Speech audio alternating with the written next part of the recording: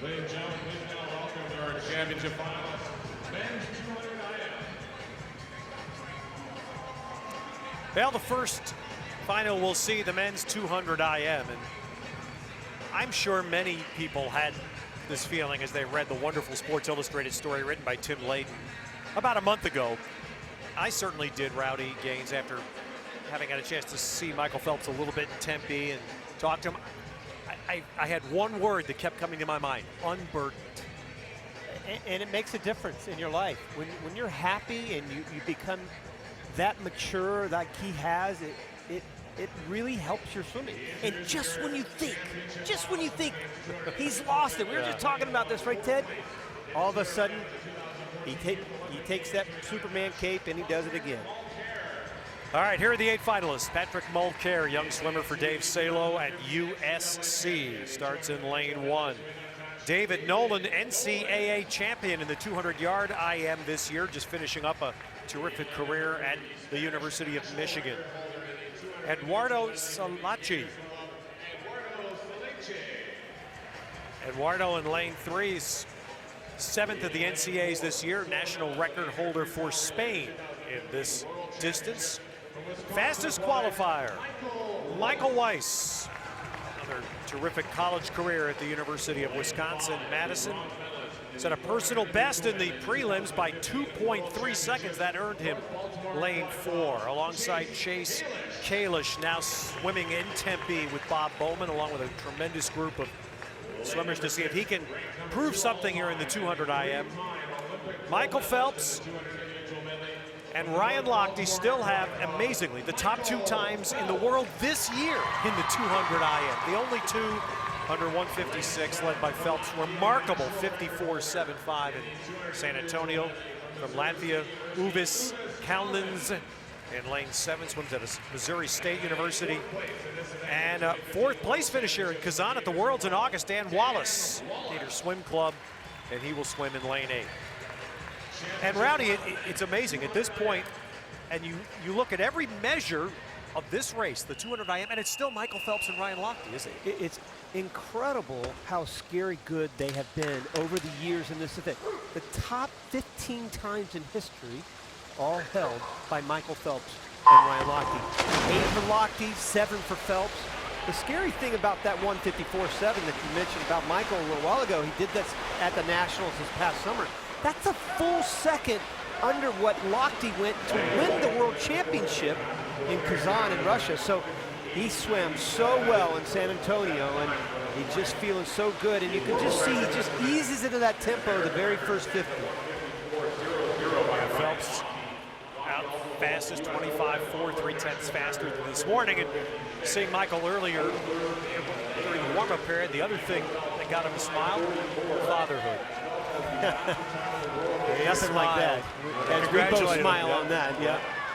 And look at that, he just has that great tempo right there toward the top of your screen. This is what he looked like in the prelims, out very fast, and then he kind of backed off that last 100. I don't expect that here. Kind of a little bit of a lazy turn going into that 100 mark, but very good coming off the wall. He's so good at bursting in and out of the wall, and he did that coming off the wall there. That was odd, that turn, wasn't it? Well, it was, I don't know if it was so much lazy as it was just he wasn't sure of his timing going into that turn. He's never lazy going into turns, but it was a little bit odd as he was going in. Still out front, breaststroke improved dramatically, obviously, over the years. Some of the breaststrokers in this group will start to inch up. I mean, Kalish is such a good breaststroker. He's right underneath Phelps in lane 5, and he has a great back half. A very good freestyler, a great 400 IMer, so he's not going to let Phelps win going away anyway. All right, Kalish was second, as you saw at the turn. Now they come home, and Michael Phelps, one of the challenges after this many years of swimming is this, right? The finish. Well, Phelps is breathing to his right, and there he goes. He puts that kick into gear, and goodbye, Irene. Closing in is Kalish, but Phelps comes in at 157.61. 3-time Olympic champion at this. And as we've learned so vividly with Michael Phelps, as it is for almost every swimmer at this level, they look at the time.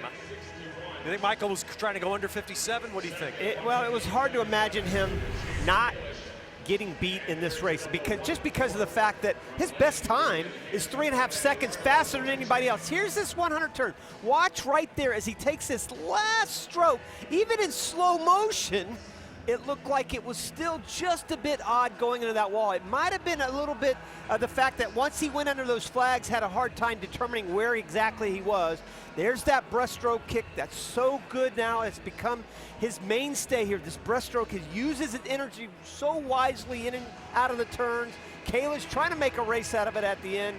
Not gonna happen, not here. Not in his best event, in my opinion. Nope, this is still Michael Phelps' world. The 200 IM, and Phelps wins it with a 157.61. Chase Kalish second. Eduardo Solacci ends up taking third. And let's hear from Michael Phelps with Carolyn Mano.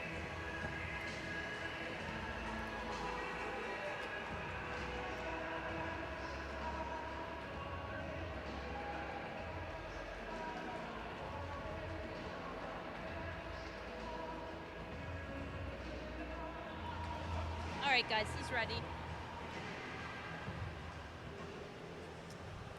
Michael, how would you assess your performance? I mean, the time's fine. 157 right now, I think, is really good. You know, the biggest thing is just being able to move forward throughout the season to really hopefully set up a good time for Olympic trials.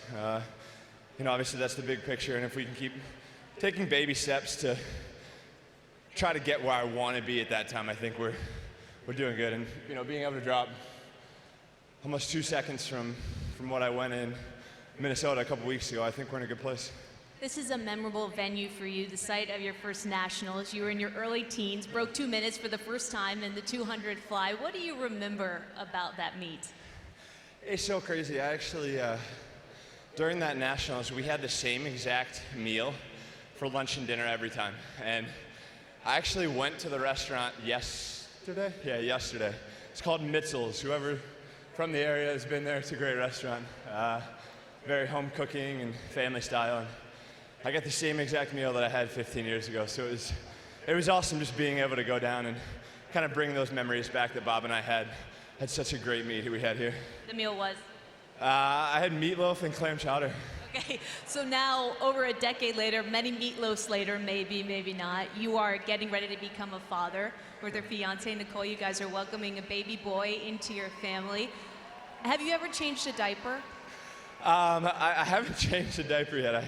I've had a lot of people say this is going to change your life, and I think Allison was the first one to say that. She's like, your life is about to really change, and I'm excited.